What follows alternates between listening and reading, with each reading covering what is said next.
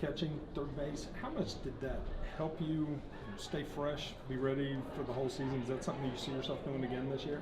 Yeah, we have a lot of catchers this year, so it really saved the legs a lot, and it really helped me, just mentally and physically. But no, I think that's gonna happen again this year too, because we have Paul, the new guy, and then we have Chase behind there. We got Seaham behind there too. So I think we're all gonna split a good amount of time, and all be well rested. Catcher still the first love though for you? Oh yeah, for sure. I love catching behind the dish. I like taking control and calling plays. So that's for sure my first love. How did you get started? Have you always been a catcher? Yeah, my dad used to catch, and that's the first position like he taught me how to play, and then ever since then I loved it, and it's been my number one position. Process of getting used to pitchers. Obviously, you have some familiar faces back, some guys you know, but some newcomers.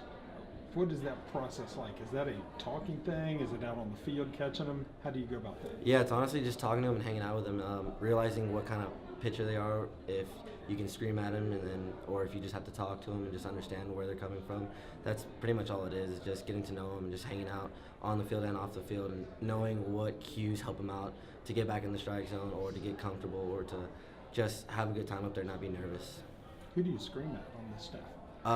Usually AK actually. Really? Yeah, because he's like a big motivator and big energy guy. So usually if you scream at him, he gets locked in and he gets focused. So there's a couple guys like that. But yeah. Offensively, how is this team looking? Obviously, I guess a couple, holes to fill with some of the guys that are gone. But how are you guys feeling about that? We have speed, we have power, we have it all this year. So I mean, we're looking good. We got guys that can hit anywhere parts of the field. We got guys that can run and bunt. So I mean, all up and down the lineup, the guys can do it. So I'm really confident about the guys this year. If there was a word to kind of describe the offense, where'd you go? Power, scrappy, and anywhere kind of in between? I'd say like an in between scrappy and power, because there's a lot of guys that are like gnats. They're just annoying to get out, and they battle up there. So it's gonna be a fun year for the offense. What was your biggest emphasis during the offseason? Me is just focusing on catching and getting the players well-rounded, like well-knowing on the field and off the field, knowing when to go to class and helping them out like that, not to get overwhelmed with little things like that. So just kind of teaching them the ropes and when to use your time wisely, basically. When to do your homework and how to do that stuff, and go to your tutors, and then on the field stuff, it's just doing what the coaches tell you. Just put in the work and letting the guys play, and that's it.